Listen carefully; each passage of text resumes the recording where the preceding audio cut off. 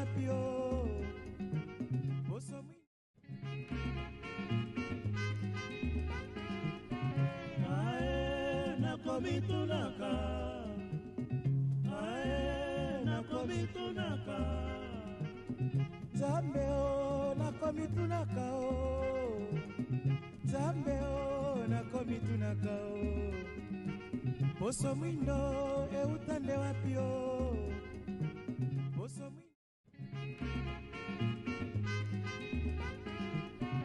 ae nakomitunaka Matondo mingi bandeko batala émission Mbwetete yoko émission face les gens bonsoir naka chaque lundi à partir de 15h pour l'antina na kotalisa bonzambe kata biso pe le même lundi à partir de minuit tu as la rediffusion de émission Mbwetete pe jeudi à partir déjà il y a 16h30 la même émission na pototo balika motali bonzambe kata na boka mais le loko zali penza na esengo ya basosu Nzungu ya bungana nzambe kasongi biso eta tukasolution boka na biso le troisième testament ça troisième testament boka na biso qui m'a été boka na biso nous avons sommité en tout cas le mona yene to do ngom kele kapitali troisième testament to yete bande ko na biso ya Congo bazali milulu mo le 6 avril oyo ko na terrain asosa ezoko kamama na papa na biso président provincial Fumu Kinzomba de boganze milulu wana terrain associé na ngenge babete face télévision émission peut-être bazala invité le 6 avril tout ça on a ouvrir milulu oyo Fumu Kinmango si tout va bien je crois à l'occasion de fête il y a pas que la grande chorale Cotec mais il y a RDC la restauration awa pote ba toyembe ngo beto sepela pour que bele pesa semaine oyo semaine il y a pas que bande ko ba semaine mais salema dans cette église il y a 4 bande mafungu dans la seigneur zola mercredi jeudi vendredi et dimanche pour que la résurrection de Jésus-Christ oyo pe papa la biso juga ça le Joshua et pas la bango pe bazar dans séminaire il y a pas que oyo sepela kufa pe lise kwa na Yesu papa na biso nzunga bonganga mbote lisusu kopakola ngai mafuta na pakolaka te mbote na yo parce que makambo zoloba wana olingi opakola ngai mafuta oyo ngai napakolaka te ndenge nini parce que Yesu aza na bomoi kufa na sekwa ya Yesu baselibalaka yango chaque fin to chaque année to te soki akufi akufaka mbala moko soki asekwi mbala moko okufaka ba ane nyonso te ko mais za date moko oyo selon convention basepela que date wana bakanisaka kufa pe lise quoi parce que Jésus-Christ a doit il est mort et ressuscité en tout cas yango nde basepelaka la résurrection de Jésus-Christ makambo wana ezali ba ignorant nde bazosalela yango parce que na mkanda ya Hébreux 9 verset 27 elobi et comme il est réservé aux hommes de mourir une seule fois, après quoi vient le jugement. Mutesengeli akufaka mbala moko. Soki asa akufi mbala moko, ezate tous les années bo banda ko célébrer. Voilà, besoin pour la Yesu te. Là on parle de Jésus. Même yepe akufa kaza pe ka moto. Maza bomoi, ase kwa za bomoi. Atikala ko sekwa te puis soki azaki asekwi mbele makambo nyonso zo vivre mbele zate puis yesu soki asekwi changement makambo isale makambo ndenge azawana akufi pete asekwi pete parce que na minute par rapport na ndenge tozo vivre catastrophe ya mabeli ki yesu azana bomoi te na minute toyebi place azate parce que soki azalaki na Congo alingaki alongola masumu po balabi ayaki po alongola masumu mais jusque là partout dans la sanité. Mais aussi la Bible parle de Jésus-Christ. Il est mort et ressuscité. La même Bible aussi, pour aux ignorants. On a dit l'intervention, la pastoralité, là, il y a... Mais pour mes amis, makambo ya moko azolo bana azolo bango na masese. Tant moto lobi na masese, atiki pe bato na masese, bato bakoyoka ete parce que soki azolo ba makambo clair nde bato bakoyoka. Mais alobi na mukanda Matthieu 13:13. C'est pourquoi je leur parle en parabole parce qu'en voyant, ils ne voient pas. En attendant, ils n'attendent ni ne comprennent. Et pour eux s'accomplit cette prophétie d'Ésaïe. Vous attendrez de vos oreilles et vous ne comprendrez point. Vous regarderez de vos yeux et vous ne verrez pas. Car le cœur de ce peuple est devenu insensible. Ils sont endurcis sur leurs oreilles. Ils ont fermé leurs yeux, des pères qui ne voient et de leurs yeux, des pères qui ne voient de leurs yeux, qui n'attendent de leurs oreilles, qui ne comprennent de leur cœur, qui se convertissent que je les guéris. Azo bisanga na masese po bamona te bayoka te motema na bango ezalaka kaka ya libanga moye mpe babongwama eza te yango moni bosala makambo wana mais soki ayebisaka bango makambo clair balingaki bayeba makambo wana ya kufa na seko ya yesu me balingaki baselebre yango so baane nyonso te yango wana omoni na 3e testament kufa na seko ya yesu tocelebre te lokola ndenge monde ezocelebre parce que yesu na miniti oyo aza te. Maintenant, Yesu est selon ce qu'on a ensemble, il n'est pas mort, il n'est pas ressuscité. En tout cas, c'est le 3e testament de représentation éclaircissement pour des qui m'ont emboqué et sont. Alors, parlons un peu du 3e testament, c'est quoi alors? Parce qu'il y a 2 testaments, l'Ancien et le Nouveau Testament. Avant tout que na 3e testament, Yesu ezali liloba. Liloba, oyo ya Yesu ya solo ezate. Tozana maloba ya batu. Tozana maloba ya bakutime. Tozana maloba ya famille, ya ba foyer, ya ba cérémonie ya bato. Nde ba Yesu wana nde bazali mais oyo ya Nzambe ya solo azate. Maloba ya solo ya bonzambe ezate. Nde Yesu wana azate. Est-ce que Yesu est ça? Yesu nde liloba. Au commencement était la part. Na nzoto boye Yesu azate. Na nzoto azalaka te. Atikala kozala te. Parce que nous sommes engendrés par Moi, Marie, atikala kozala te. Eza masese, eza histoire, eza ndoto. So ba limboli yote okoyeba yango te. Puisque ndenge balobi Jésus abotami na l'an 0. Oh, soki abotami na l'an 0, bato bazali na avant l'an 0, bazo osambela Nzambe ni soki yende Nzambe.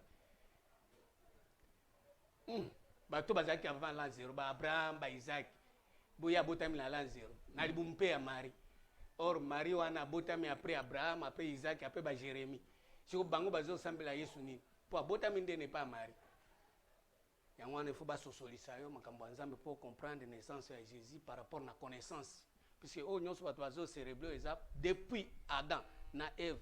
Bazangela kinzambe yango atindeli bango ignorance, atindeli bango nyoka akumba bango, yango moni makambo nyonso ezosalema eza par rapport na nzela ya kotengama tengama. Mais soki tolandi nzela ya bosembo tozongeli nzambe tokoyoka ye akolakisa biso ndenge Yesu abotamaka Yesu ndenge asekwaka ndenge akufaka. Mais tant que bat balingi kozongela nzambe te Paul est moko alobi mes enfants pour qui j'éprouve de nouveau les douleurs de l'enfantement jusqu'à ce que Christ soit formé en vous. Or Christ a formé na kati ya bato entre temps ça formé na libumu ya Marie. Siko Christ abotama na libumu ya ba no Paul azoyo kapasi ya kobota. Eza Christ ya ndenge nini. Or Paul pe azoyo kapasi ya kobota ye aza mobali. Oli mwasi ndayo kapasi yende azoyo kapasi. Yango moni siko complication ya makambo ya nzambe bato boka isake Yesu akobota mana mopiko. Nzoka nde Yesu azana ekuna te makambo ane etali pe nzambe te. Yango wana tozoya na 3e testament tofungola bato siko matoi tofungola bato miso topesa bango motema ya sika mpo bacomprendre makambo ya nzambe. Mboka na biso eza na biso ya kimia eza pe na mboka na biso eza na biso de réconciliation ezoko na mboka na biso eza na biso de tochanger constitution to revoir constitution wana ezaka edépendre toujours ndenge bato baotelema anayebi te 3e testament mosala yango nini econtredi makambo nyonso ekosala do yango nde kopesa kimia na mboka. Nzambe azwa lokumu na kosenga na bato nyonso bazolanda biso basimba Bible, basimba stylo, bazwa mwa bout de papier to carnet to kaiba nota makambo tozoloba. Awa tozoloba makambo toloba makambo ya Nzambe toloba makambo na biso te. Parce que Nzambe na bolingo na ye alingaka ke bato bayeba ye. Mais ce qu'on a kotala lolenge tozotambola ba église etondi ebele, ba pasteur batondi ebele. Balosambo eze ebele mais connaissance ya makambo ya Nzambe sikoyo nde tozoluka po na minute obi mon peuple périt par manque de connaissance. Tozokufa te mpona badiamant, tozokufa te mpona kozanga mbongo, tozokufa te mpona embouteillage, tozokufa mpona kozanga boyebi. Or boyebi eza eloko ya motuya mais sikoyo bato balingi boyebi te yango moni tozonyokwama. Yango tozoya na 3e testament mpo tokotisa boyebi na mitu ya bato. Fongola na 3e testament premièrement na koloba boye. Premier testament eza alliance ya Moïse oyo ayaki na loi. Deuxième testament eza alliance ya Jésus Christ oyo ayaki na vérité na grâce par rapport na Jean 1 verset 17. Siko ba deux testaments wana nde bato baza ko vivre yango bakaboli yango na Nouveau Testament par rapport na ignorance ya Bible ba lobi de Genèse ya Malachi nde ezali premier testament de Matthieu à Apocalypse ezali deuxième testament, mais na connaissance ya bonzambe premier testament ezaka loi ya nzambe, deuxième testament ezali vérité na grâce oyo ezomema bato na ba miracle ya Jésus. Mais biso toyesi ko na troisième testament oyo nzambe alingi asala alliance na ye na makambo ya éternité. Or makambo ya éternité nde mutu ata moko ayebi azate. Yango moni siko na Jean 3 verset 16 Bible lobi boye, Dieu a tant aimé le monde, il a donné son fils unique afin que quiconque croit en lui ne périsse pas mais qu'il ait la vie éternelle. Or la vie éternelle. Répète encore. Car Dieu a tant aimé le monde. Car Dieu a tant aimé le monde, il a donné son fils unique afin que quiconque croit en lui ne périsse pas mais qu'il ait la vie éternelle. Son fils unique, c'est-à-dire eloko yemo kwa zo agendre mutu mususu kwa agendre azate. Son fils unique, c'est eloko yemo kwa zo agendre mutu mususu kwa agendre azate. Nde babengaka fils unique. Si le fils unique wana nde ti lelo mutu atamoko atikala komona ya azate. Par rapport à batune bataire, ce fils unique ce n'est pas Jésus. Jésus a fils ya Marie. Marie ndi abotaki Jésus par rapport na ignorance na ye ndi abotaki Jésus par rapport ya zemi oyo ange Gabriel yaki kokuta na ye a transmettre ye semence ya lokuta yango abotaki Jésus parce que Jésus abotamaki par rapport na parole faite chair. Zemi ya Marie ezaki ya ange Gabriel.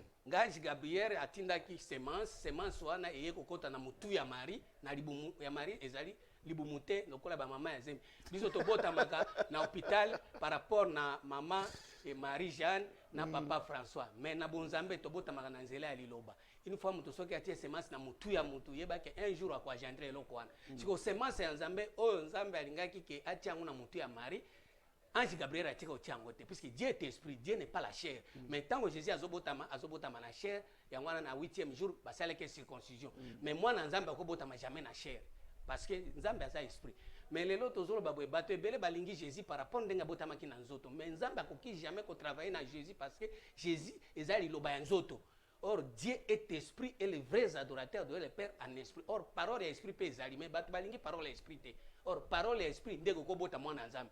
Parole ya nzoto ekobota biso par rapport na ignorance, par rapport na Satan, par rapport na ba œuvre charnelle, par rapport na ba connaissance humaine, biloko nyonso wana eza ba parole même na école na ba étude mutoki ko sala na ba étude na abotami na nzoto boye mena molimo tika lobota matengo mon siko biso tozoya na troisième testament pour tozongisa bato na connaissance pour connaissance ya Nzambe zo permettre na Genèse 1 verset 26 à 27 Nzambe asalaki mutu na image na ye na ressemblance na ye. Or Nzambe aza esprit, Nzambe aza nzoto te.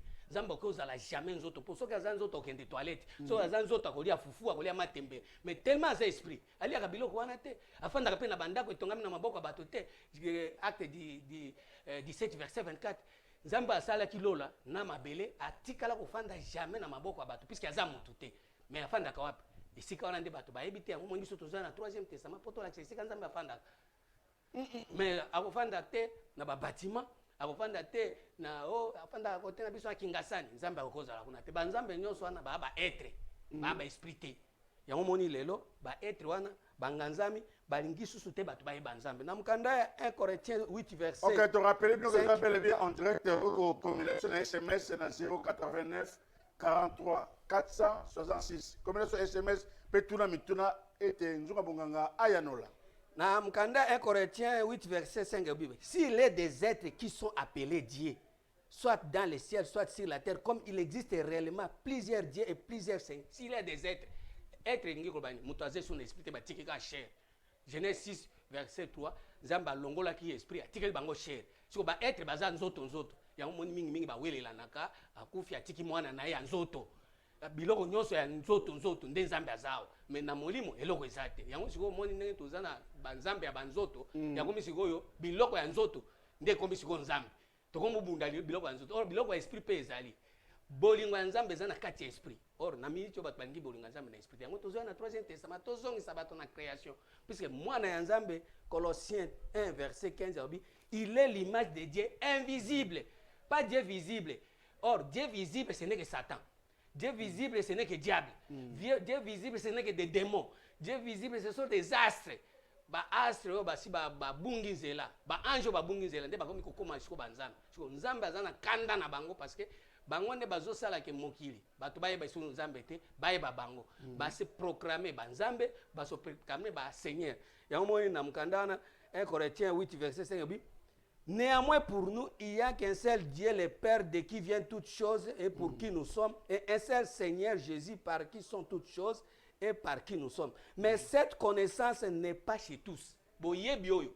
Ya koyeba ke nzambe aza esprit. Eza pa batu nyonso te. Yango moni lelo, batu bakomi koluka nzambe sikoyo ya mutu boye, batie représentant, batie ba photo, batie ba image taillée, biloko nyonso wana ndeko komi permettre siko mutu soki alingi assemble fois ke liboso ekeko, to azwa pasteur na ye, évêque, diacre, nda komisa ye nzambe. Or biloko wana nyonso baza ba être. Or tellement ba être, balingi mingi kozala na kosaka pare na pouvoir, ba bloquer sikoyo mitema ya batu. Ba bloquer esprit ya batu. Moye batu ba se pénétrer sous ba coupe ba mona nzambe. Exact. Yango tozo na 3e testament. Tozo ngisa batu ba banzambe. OK, nanaza auteur du 3e testament.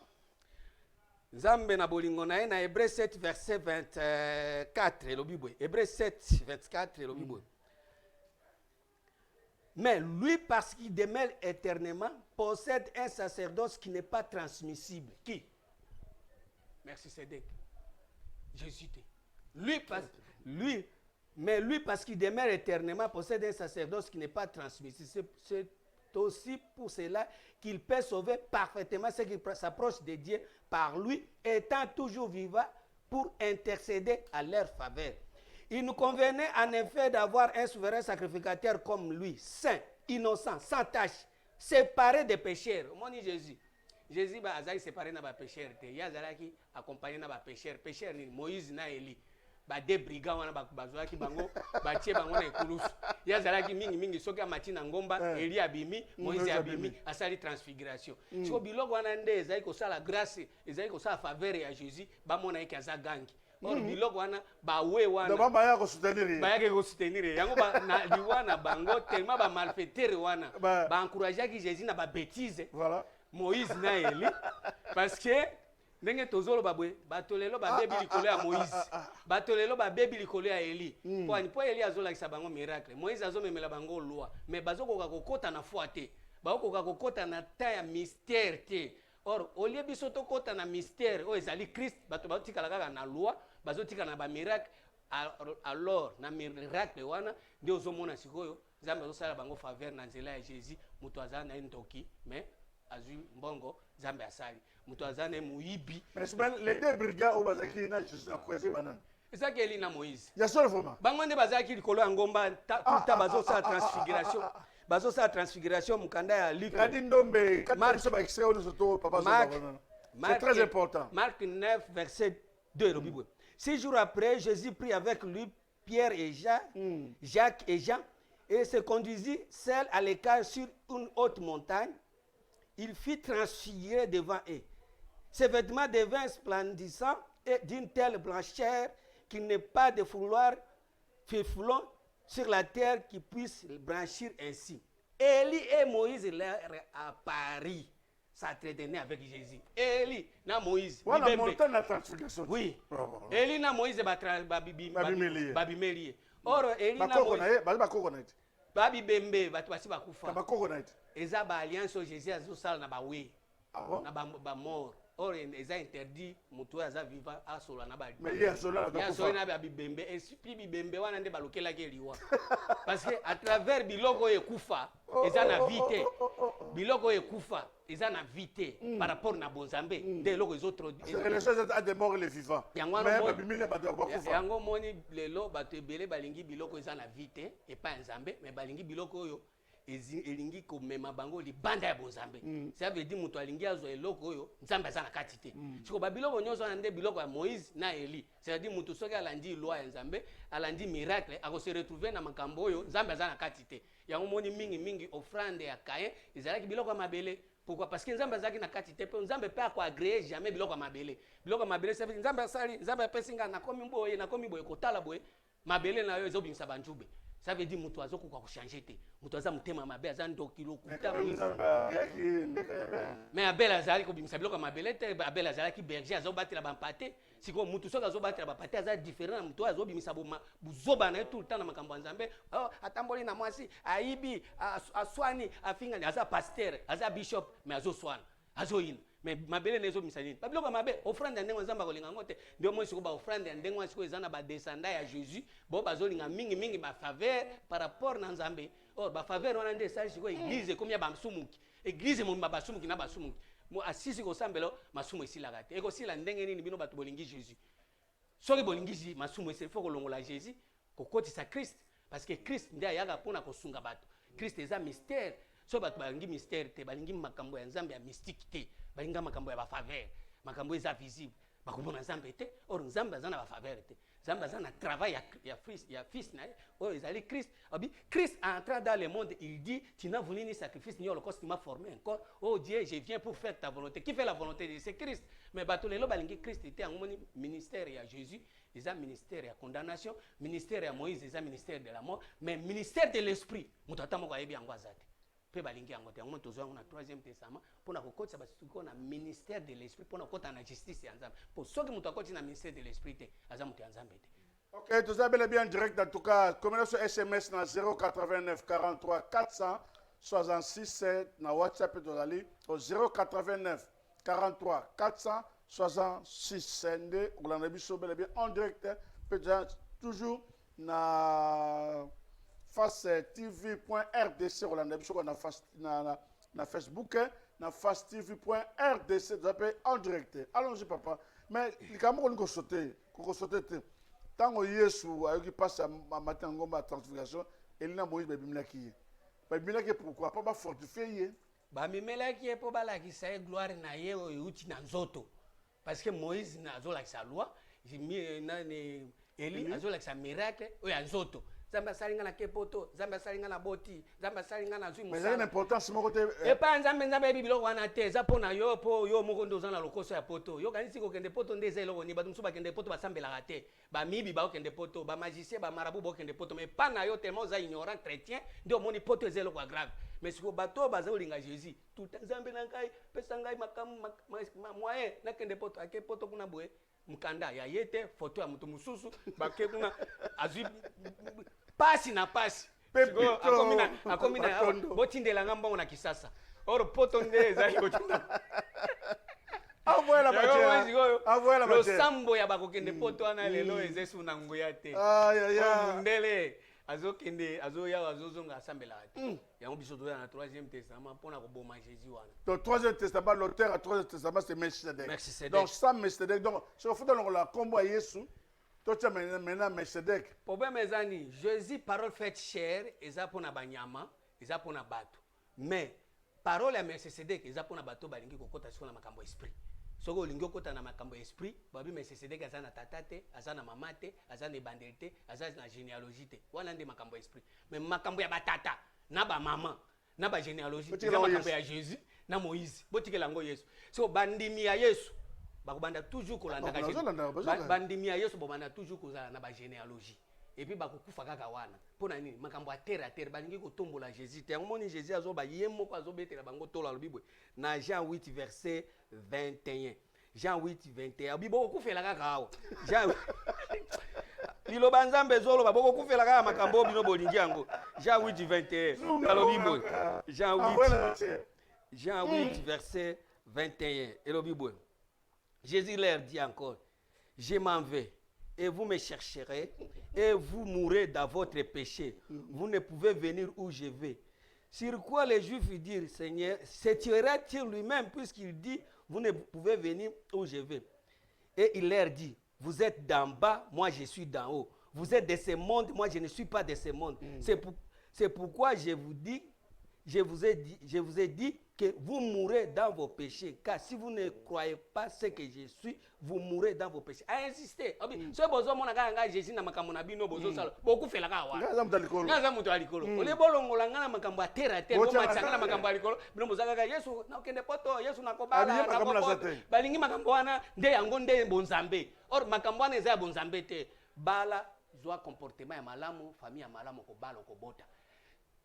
kokende poto tanga classe bien sala bien okende poto mais makambo ya vie éternelle makambo ya royaume eza makambo ya poto te siko bato balingi makambo ya royaume te balingi makambo ya vie passagère ya vanité yango moni abibo okufela kaka wana parce que bino bolingi nzambe par rapport na biloko wana yango moni siko abi fo botombole or so botomboli aozesu na kombo ya Jésus te akoma Christ yango moni atuni ba Pierre alobi qui dites-vous que moi je suis alobi toi tu es le Christ ah eza nzoto na makila moto révélé yo makambo wana te puisque bato ya nzoto na makila bayebinga na ndenge ba biloko bato ya makila bayebinga na ndenge ba voyage bayebinga na ndenge ba mombongo bayebinga na ndenge ba mabala bayebinga na ndenge biloko wana mais soki to longwe na makambo ya bomoto wana to koti na makambo ya Christ ezo makambo ya nzoto na makila te selon Matthieu 16 ya ese bokufaka na makambo na bino bokufaka na makambo na bino ngala muta awa ngala makambo ngala mtalikolo makambo ne zo sala mana bato ya monde ti yango monya Judas ebisibo comment expliquer oyebisa biso ke komona ne pa na biso mais pa bato ya monde komona na test par rapport bato ya monde balingi biloko wana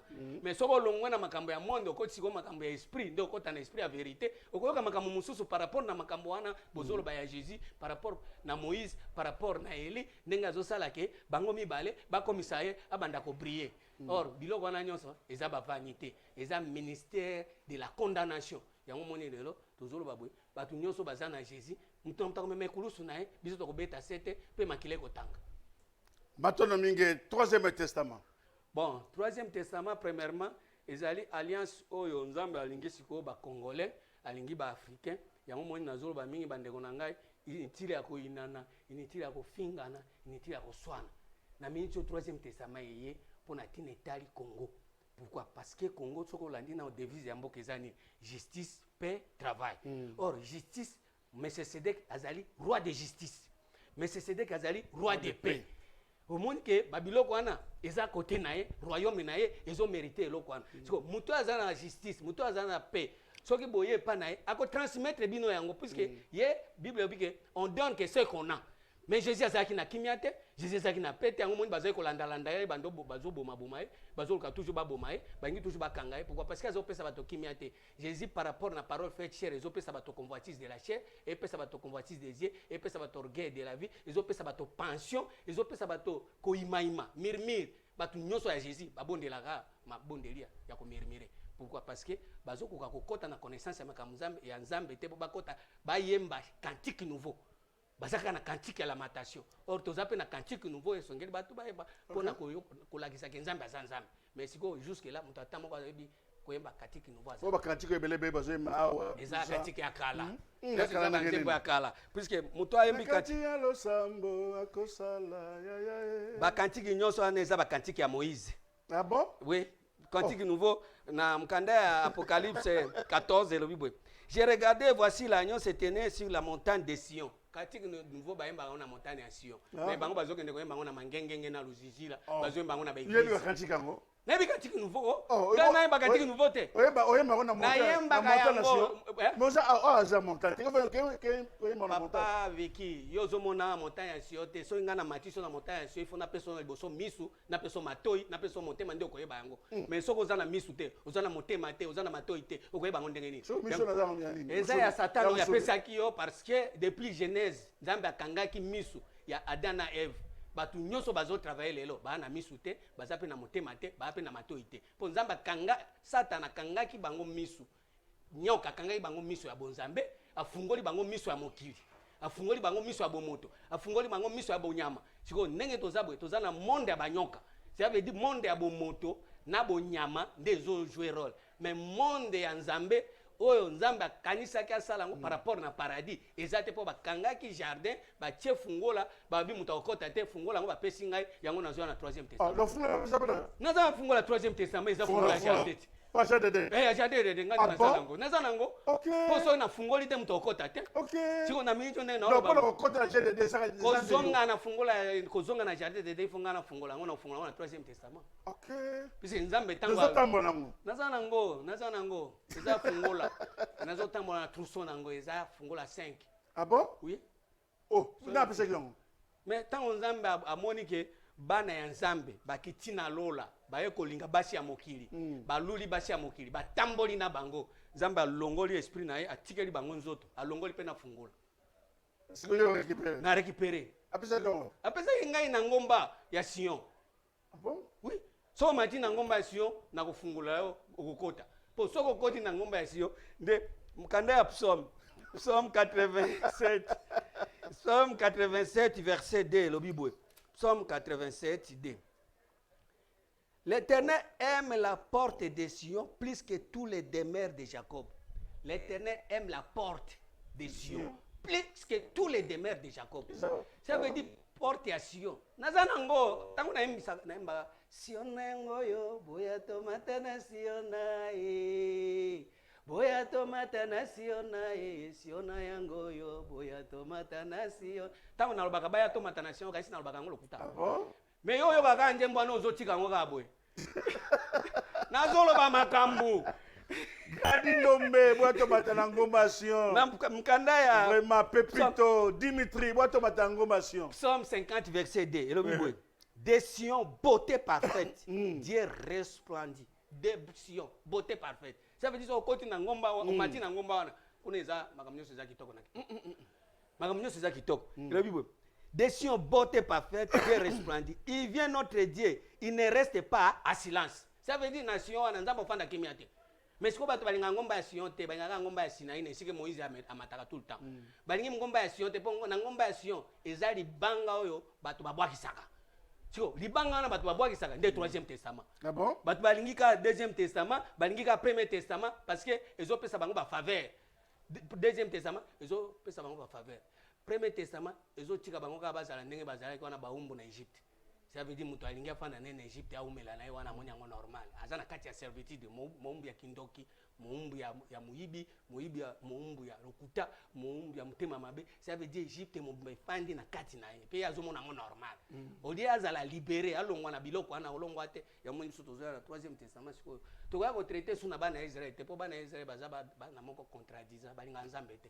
Nzambe azo suna pouvoir et liboso na bango te puisque bango balinga nzambe te puisque nzambe to po ayebisa Jacob que osé sous Jacob te osala Israël apesa ke mapamboli mais ndenge toza na Congo boy mboka na biso eza don béni Congo. OK, prêtre Congo azolanda biso ya centre spirituel Mbanza Congo azolanda biso en direct à partir ya Kitambo abete azolanda biso na Bokebi vraiment toza kaka pembeni wana koyoka ndenge koloba biso. Merci prêtre Congo ya centre spirituel Mbanza Congo toyamba jeudi à partir à 16h30 dans le Biso pour l'antiner. Est-ce que la religion peut apporter la paix dans notre pays? Et là on a prêtre Congo et centre spirituel Mbanza Congo na Kitambo. Allons-y.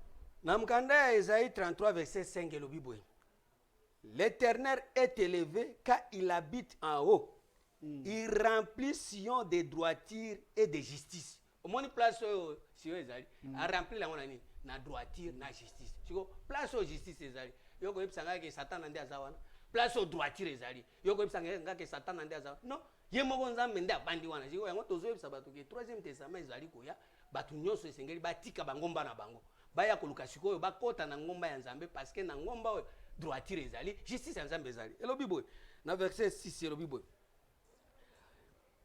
tes jours seront en sûreté la sagesse et l'intelligence sont une source d'isali. Ça veut dire que combination wana ba jour na yo biso moko to komi ko panda boy ozomona ke oui naza calme parce que moya ko zala agité ezate moya ko zala troublé ezate moya ko zala envoûté ezate parce que na ngomba wana soki nzambe alobi oh ya alobi akokokisama mutu nyonso akozala na repos mutu nyonso akozala tranquille mais lelo Jésus soki alobi ka oh kende poto bandi prier nzambe na ngai no kende mkolo nini ata ozala na yo na mbongo te olinga ko kende poto soki babi okobala oyeba ata ko se comporter bien te nzambe na ngai na obala mkolo nini comportement mabe. Pourquoi? Parce que aux Hollandais Jésus. Pourquoi? Au continent ngomba ya Sion te sika ni droiture na justice ezali. Mais biso toza na 3e testament potoko sabato na justice ya nzambe na droiture ya nzambe de façon que ata soko bali oza juste. Ata soko bali oza droit. Ozo tambola ndenge elongo bani. Mais lelo tala ndenge bato bazo tambola. Kibudi nanya okumba bango nyoka. Parce que depuis nyoka azwa possession ya Adam na Eva bato nyonso baza généalogie ya Adam. Mais aujourd'hui, je dis que peut-être Melchizedek, roi de Salem, roi des pays de l'Égypte, tout. Mais comparativement à Jésus, qui est supérieur à l'autre? Ce n'est pas Jésus. Jésus a qui n'a paix du ciel. Melchizedek a na paix d'en haut. Il est sacrificateur du Dieu très haut. Ciel, Ezaliao. Haut, Ezaliao. mutu azali awa nao oyo awa aleki yango Melchizedek aleki Melchizedek aleki po tokumisa pour le moment tokumisa Melchizedek tokokumisa ye te tokolanda ye na mateya oyo azopesa ye mateya nini aza nango mateya aza nango Matthieu 16 verset 11. Comment ne comprenez-vous pas que ce n'est pas au sujet des pains que je vous ai parlé? Gardez-vous des pharisiens et des sadducéens. Alors il comprit que ce n'était pas du levain, du pain qu'il avait dit de se garder, mais des enseignements des pharisiens et des sadducéens. C'est-à-dire, bokeba na mapa ya ba pharisiens na ba sadducéens. Là c'est Jésus, non? Et azoyebi sabango bokeba na mapa.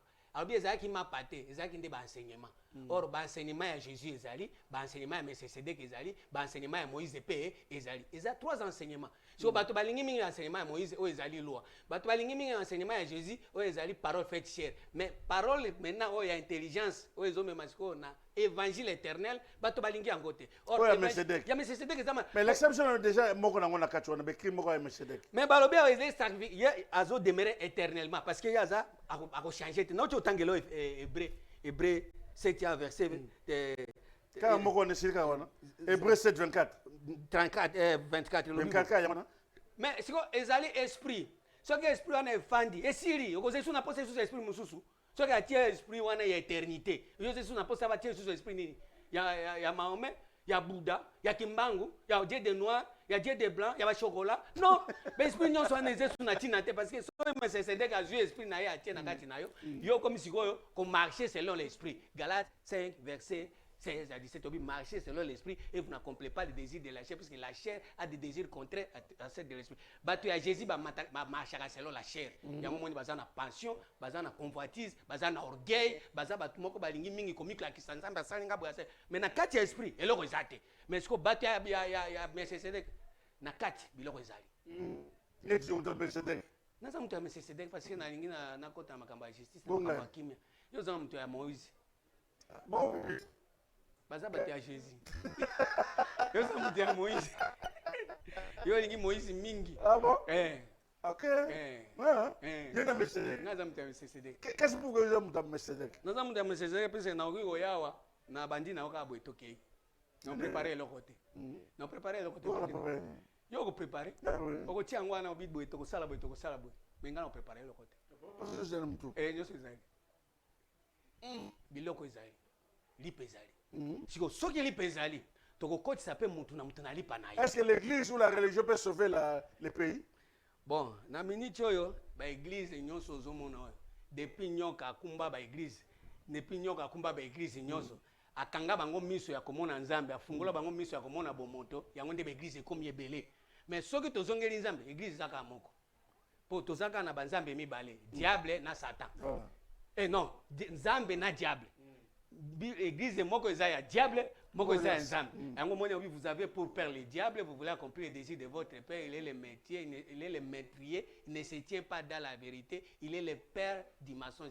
Dès le commencement soki azoloba makambo aloba makambo ya nzambe te yaloba makambo ya ye moko. Siko bato balinga mingi koloba makambo na bango moko otangi classe mingi ozana osali ba voyage ebele osobi bilamba ebele ba mituka ebele obandi koloba siko nzambe asali talangai wana eza makambo ya diable. Parce que yo nzambe asali epa na yo ozwi yango par rapport na yo mais ezangai te puisque yo par rapport na diversité yo nde makambo na yo wana. Mais ngai siko na ngai eza makambo mosusu siko yo koyebisanga makambo na yo mpona yo kango nasala nango nini. Mais bato balingi toyoka makambo na bango yango nde biso nyonso tosalela o bango baza bato ba être.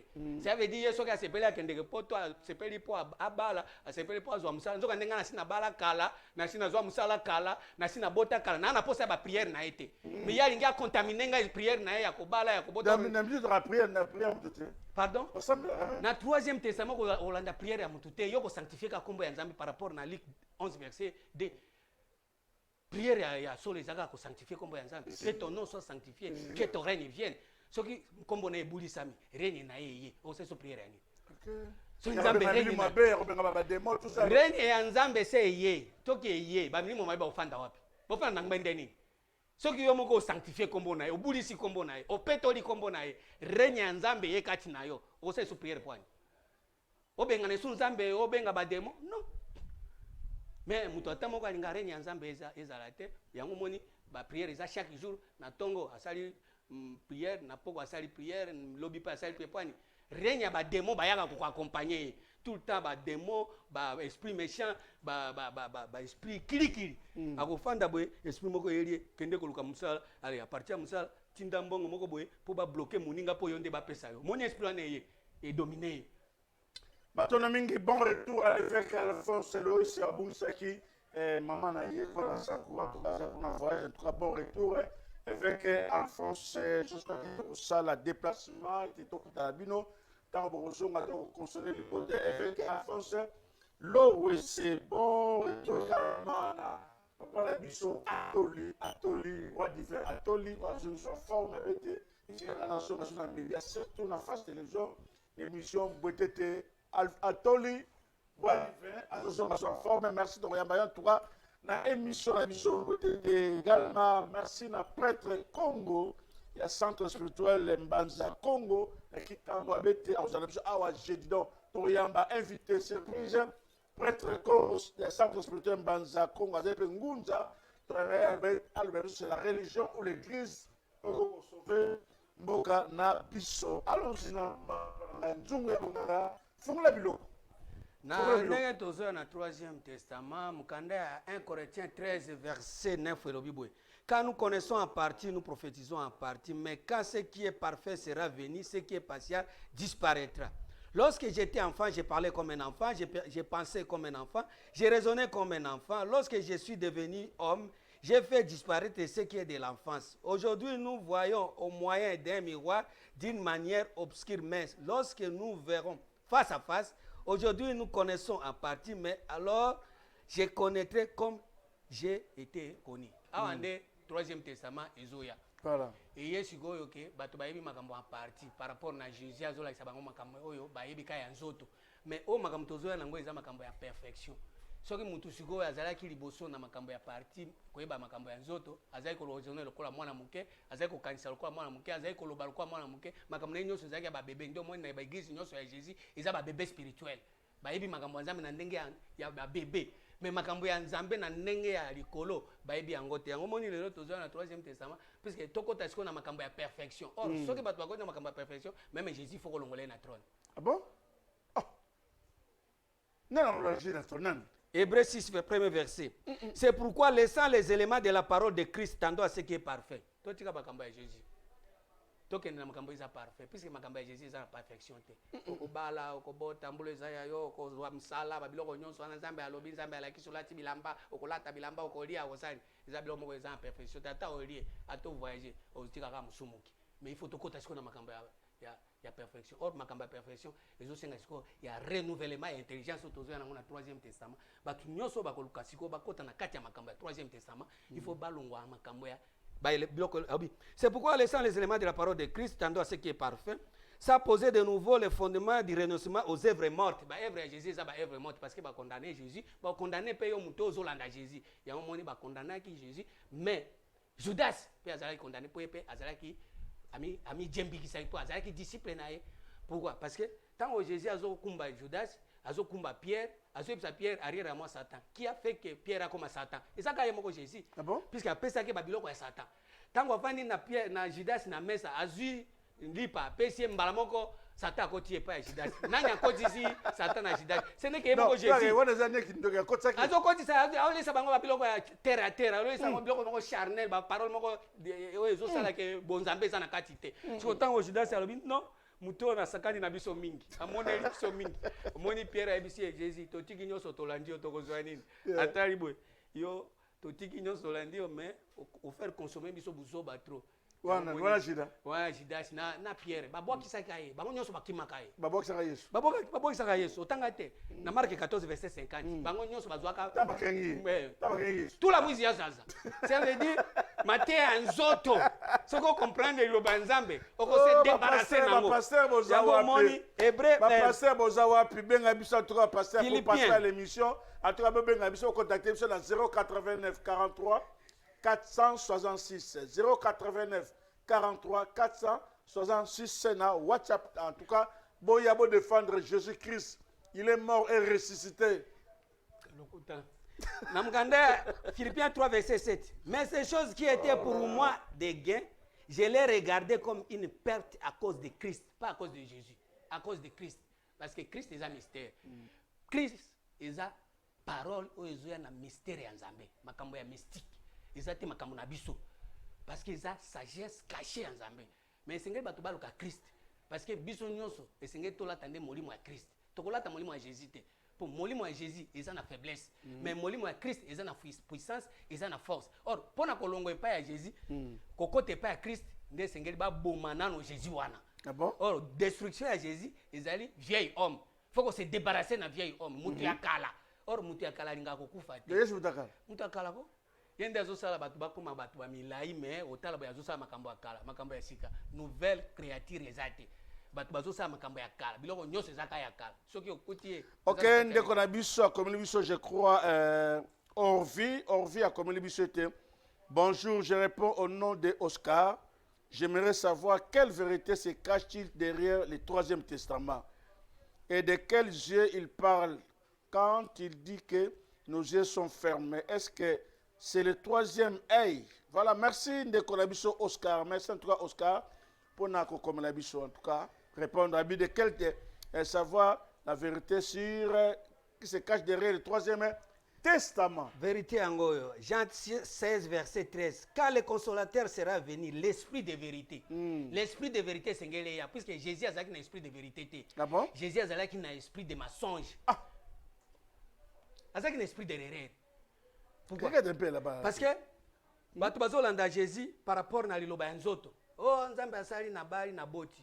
Ba Bible dit bien que celui qui a le fils a la vie. Yo boti. Mais ko mwana na azumi mopanga akome ko kolanda landa batu. Mais yo ndo botaki mwana. Est-ce que vieux na mwana wana tango ozui mwana wana komi kolanda batu na mopanga. Yo ndo botaki. Oh nzambe asali. Babi celui qui a le fils a la vie. Jean 5 verset 12. Mais si vous vivez na yo botel biso bana bakomi ko sala biso bakomi olanda biso na ba machette nyonso wana ko bani Jésus ndi apesa ko et esprit de erreur Zambe asali na voyager est-ce que ko voyager ndé oza ravi te parce que bato bazo voyager za bato baza kutumzuzu za une semaine azali awa 2 semaines aza kuna asambela kutaza na temps ko sambela te mais yo chrétien faut que ne mangengenge ndé osambela pour voyager yango nyonso wana za ba esprit de erreur yango tout monde toujours est-ce qu'on a esprit de vérité or esprit de vérité so que yango elobi boy car le consolateur sera venu, l'esprit de vérité, il vous conduira dans toute la vérité, car il ne parlera pas de lui-même, mais il dira tout ce qu'il aura attendu et il vous annoncera des choses à venir. Troisième testament. Alors, ça va à venir, ma troisième testament. C'est sous ma cambia Kalate, ma cambia Moïse, ma cambia Jésus, mais ma cambia Oezalikoya, Oezoya, des troisième testament. Mais ce que vous balingi en gote, ma cambo tozo, Bolimbisi, papa, s'il vous plaît, comme la personne SMS. S'il vous plaît, en tout cas, pardon, peut-être, on m'appelle mon côté, comme la biso de Oscar a comme les biso. Abi, il me glorifiera parce qu'il prendra de ce qui est à moi et il vous annoncera. Ça veut dire quoi? Tant que tu as un troisième testament, tu as besoin de tia batu na katia makambo ya nzoto te. Tu as zongi sa batu na esprit.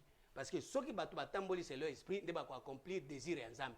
Ceux qui batu batambola na selo la chair ba ko accomplir désir et nyoka. Pourquoi? Parce que nyoka kangaki miso ya esprit, afungoli bango miso ya nyoka o ya chair. Ya ngomoni le loba église charnelle et komi soki moto aye na église bosombele moto akomi mondimi ya libela soki bobalisi akomi mondimi ya libela ata masumu eza na kolongwa wana te parce que na nzoto boye bobalisi bosombeli moto ame na ye aza nango susi te or na église ya molimo soki tomoni nyoka okumba yo tokati mutu soki nyoka azokumba tokati mutu comme na biso en direct en tout cas na 089 43 466 na WhatsApp na biso 089 43 466 ndenge ndeko na biso Oscar a commis le biso voilà capitaine Mano Kabete vraiment na zolanda ndeko wana mais troisième testament par rapport il y a évangile à Jésus et dans le sika moko te voilà azana raison parce que nzambe na bolingo na ye nano afungoli emisu te nano pe apesi ye matoi te nano apesi pe motema te pour troisième testament pour mona yango il faut bafungola misu troisième testament pour yoka yango il faut bafungola matoi troisième testament pour kanga yango il faut bapeso motema yango moni Ézéchiel 36 ezolo bango nzambe ye moko Ézéchiel 36 ezolo babwe verset 25 Ézéchiel 36, 25. Yo muto zolo ba troisième testament, ils ont raté, ils ont fauté na teza par rapport à l'aveuglement. Et le Bible 25. Je répandrai sur vous une eau pure et vous serez purifiés. Je vous purifierai de toutes vos souillures et toutes vos idoles. Je vous donnerai un cœur nouveau. Nakopesa bino motema nini? Ya sika. Motema bazana ngoza motema ya kala. Yango eza motema ya Jésus, motema ya Moïse. Bato bakangi mingi makambo ya Moïse, bakangi mingi makambo ya Jésus. Mais makambo ya troisième testament, bayebi yango te. Esenge siko nzambe apesa motema ya sika. Je vous donnerai, je vous reprendrai, je répandrai sur vous une eau pure et vous serez purifiés. Je vous purifierai de toutes vos souillures et de toutes vos idoles. Je vous donnerai un cœur nouveau. Je mettrai en vous un esprit nouveau. Moi, nzambe azana exigence, esenge apesa bato esprit nini? Ya sika. Puisque esprit ya kala ezolinga mingi loi. Esprit ya kala ezolinga mingi vérité na grâce. Mais makambo éternité, esprit ya kala ekolinga ngote. Or na kati ya makambo ya nzambe éternité pe ezali. Parole éternelle pe ezali. Parole soki bolobi yango mutu akolongola yango aza te. Ça veut dire parole oyo soki bato. De la parole éternelle, il y a la perfection, je crois. Oui, yango ndezo mema siko sainteté, mais mutu atamo kata aza saint aza te. Puisque Dieu est trois fois saint. Or sainteté en nzambe ko ya na parole ya Jésus te. Sainteté en nzambe ko ya jamais na parole ya Moïse te. Puisque jusqu'à ce jour, bato batanga ka Moïse na synagogue, selon Acte 15 verset 21. Tel est le bato bazolinga mingi Moïse. Or Moïse a tia ka voile. Tango azolo bazo tia voile. Voile pour bato ba comprendre nzambe te. Azolo ba makambo mais atiango muto ayeba compréhension ya nzambe na esprit te. Jésus azolo ba na masese parabole. Soki muto azolo ba na parabole yoko yoka ndenge nini? Soki ba limboli yango te. Mais Olimbi en tout cas Toriamba Penza appelle s'il vous plaît. Comme là sur SMS pardon ming en tout cas. SMS na 089 43 466 numéro WhatsApp d'absolu 089 43 466 Nde Toriamba Yopeto Pesa. OK. Tout ça de comme sur awa. Abiete bonsoir journaliste, on m'appelle Stéphane. Qu'est-ce qu'il faut pour participer dans l'émission là? On s'appelle après l'émission de Simon émission Toriamba Sao ni Norosa pour participer dans l'émission. Merci Ndeko Stéphane. Allons-y. Na mukanda acte 20 bato ba contemplater bonzambe muke nazo ba muke ezaki bato lokola Paul alobi boye na mukanda acte 20 verset 23. Seulement de ville en ville l'Esprit Saint m'avertit que les liens de la tribulation m'attendent. L'Esprit Saint les a avertis. Ils ont sous-souté mutu. Moni bato soki okoti na kati ya makambo Esprit Saint de banda kolobela yo. Et vous avez soukolba makambote par rapport na pasteur na yo. Vous avez soukolba makambote par rapport na mboka. Vous avez soukolba makambote par rapport na coutume, par rapport na basek. Esprit Saint de banda sukol ko guider yo. Siko tango Esprit Saint za ko guider yo. À ce moment-là, beaucoup na connexion na Nzambe. Mais batu balinga te Esprit Saint guider bango. Moko mona ka mutu alinga azo ba makambo ya yebi. Alo ba makambo balakisa ki makambo ya tanga ki na classe. Asa vraiment comparaison na o ya yebi na ba voyage ba bilo wana. Or, esengeli mutu nyonso akoti na makambo troisième testament akolo ba isusu te. Esengeli Esprit Saint de bakati na. Or na troisième testament tozana puissance, tozana force ya kokotisa Esprit Saint na kati ya momo ya bato. Esprit Saint banda kolo. Eze isusu bato te. Ya mo tozana na troisième testament. Bato ebele ba kolo yo troisième testament ezalaka te. Ko zala ndenge yo mutu na ba peso Esprit Saint te. Mais troisième testament il y a na Bible nango, to la même Bible. Makambo ya Bible oyo to tangia wa to vérifier pe na motema ekomami puisque makambo eko komamande na motema. Ah bon? Mingi bato bazo tanga Bible tika na Bible mais na motema eloko ezate. Mais na mkanda Hébreu 10 verset 16 Bible elobi boye. Nzambe azolo babo Hébreu 10 16 elobi boye. Na kolinga mingi bo vérifier makambo tozolo. Voici l'alliance que je ferai avec eux. Après ce jour-là, dit le Seigneur, je mettrai mes lois dans leur cœur, je l'écrirai dans leur esprit. Il ajoute, je ne me souviendrai plus de leurs péchés ni de leur iniquité. Moi, je dis, Nzambe a recommandé dans mon thème. Pour les lois, makambo Nzambe, ils ont tiré la Bible, ils ont tiré la brochure, mais dans mon thème, ils ont été. Et Seigneur, si vous avez le troisième testament, Nzambe a kokoma wapi na mon thème. A comme un esprit. Pourtant, comme un esprit, tu vas papa mbo etete na esprit na etango azolo ba makambo totali pe na kati kuna eloko yango ezali po balobi c'est de l'abondance du cœur que la bouche parle. Mais mingi omoni bato baloba makambo Nzambe na motema eloko ya Nzambe ezate ya omoni siko l'église komi puisque maloba kaka nde ezobima yango omoni tango ange Gabriel ayebisi Marie ki okobota abotaki na maloba mais na motema ayebaki te ya omoni na kati ya motema Nzambe aboyaki déjà Jésus na motema. Ok, nous tendons vers la fin de notre émission. Merci Nande Konabiso Oscar, en tout cas Nzamba Pambola, Pende Konabiso Stéphane, Tokolobana Simana émission. Merci également na DG Nabiso Asika, directrice générale Nabiso Asika, Pascaline Mbayo, te souhaiter en tout cas, Boye Malamu, Pe Nzamba Peso Makasi, autant sa chaîne Oyo, Lolenge ya Malamu, en tout cas, Kende Liboso, Pe Kozonga Simate, Pascaline Mbayo, notre nouvelle directrice générale. Allons-y, papa. Namkanda psaume 17, premier verset, le Bible. Éternel, écoutez la droiture, sois attentif à mes cris. Prête l'oreille à ma prière faite avec des lèvres sans tromperie. Ozolo ba makambo, na lole mona, lokuta ezalate. David a comprendre, nzambe faut déjà, tant ozolo ba boy, malbanayo, ezala na lokutate. Que ma justice paraisse devant ta face, que tes yeux contemplent mon intégrité. Si tu sondes mon cœur, si tu les visites la nuit, si tu m'approuves, tu ne trouveras rien. Ma pensée n'est pas autre que ce qui sort de ma bouche. Mais na motema le wanzambe zati. So bato ebele, soko tangi malobo bazoloba, bazoloba makambo nzambe na motema le zati. Ase mama nzambe alingi yango. D'ailleurs, mon mbotama ya Jésus eza mabe parce que parole bazolo ba na motema ezali oh makambo esengeli banda nano na motema nde siko babanda kobimisa siko biso tozoya nano tokoma nano na motema so tokomi makambo nzambe na motema nde obimi motei wana ata oke koteya okoteya susu te pona makambo ya oje okoteya susu te pona bana o bazanga batata na ba mama okoteya ainsi dit l'Éternel pona kolongola bato na pa ya satana kozongisa bango pa ya nzambe o eza na jardin batondo mingi to atamo kaza na jardin azate po bakangaki déjà porte fongola eza pa na yo eza pa na ngai donc fongola jardin d'Eden ezali pa ya nzunga bonga na nzambe ya na troso hein ya troso ya 5 ya 5 clés eza pa na yo otambola nango naza nango soki na kangi muto afungola zate soki pe na fungoli muto akota azate soki na fungoli kota okoti yango wana donc futo yo kota pa na yo oyo kota nazo benga bino na Sion na roi divin yaka na roi divin ayo kota pa na yo roi divin ba roi divin papa Masango qui dit roi divin ya Masanga te solo pesa solo bon roi divin na pesa Christ l'unique roi divin o ezali Christ po yandi azana divinité azana plénitude ya nzambe so koti na kati ya Christ biso nyonso esengeli to revêtir Christ so revêtir Christ ndio koti na kati ya royaume ya divinité en Zambie. Puis c'est divinité on a des questions pour clore l'émission. Allons-y. Sa divinité. Na Romains 1, 18, la colère de Dieu se réveille du ciel contre toute impiété et toute injustice des hommes qui retiennent la vérité. Qui retiennent injustement la vérité captive.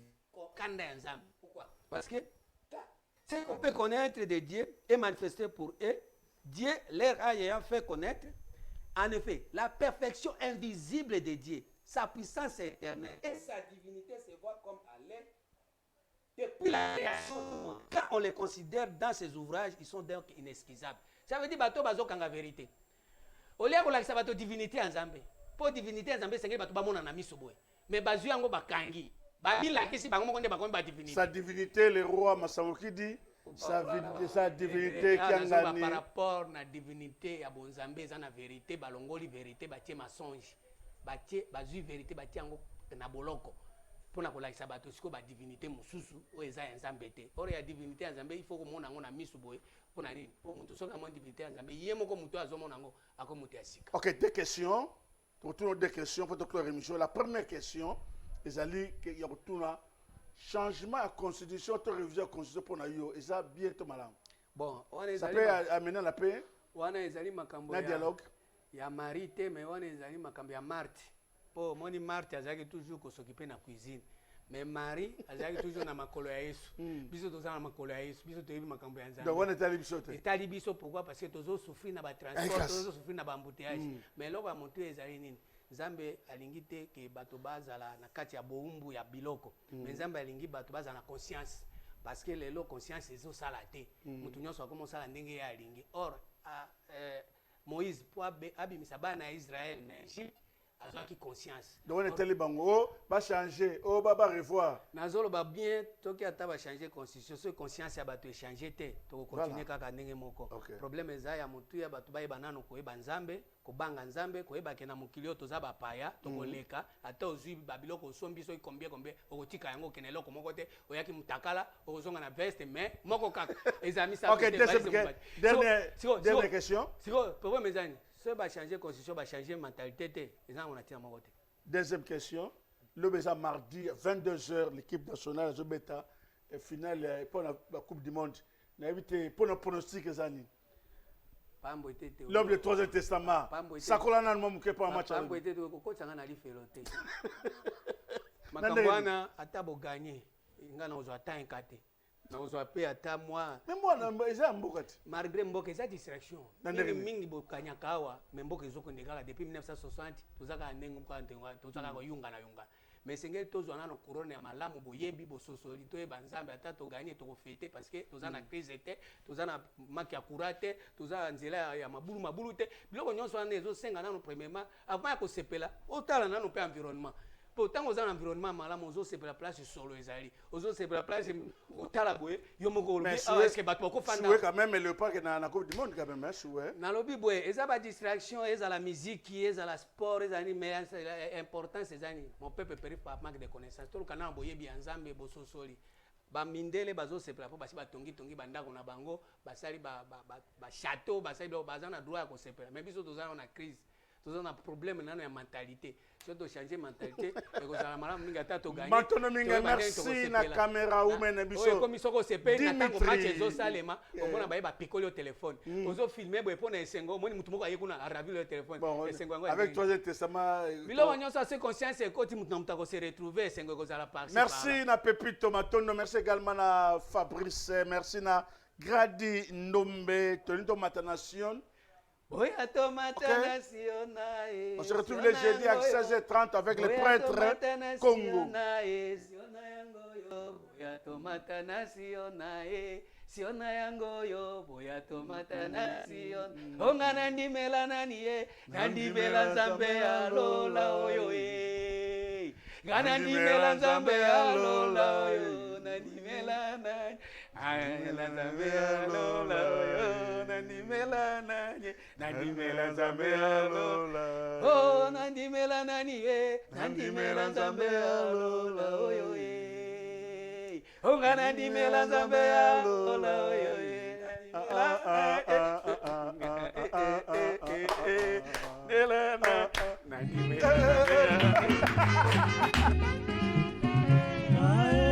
nakomitunaka nakomitunaka Zambe o nakomitunaka o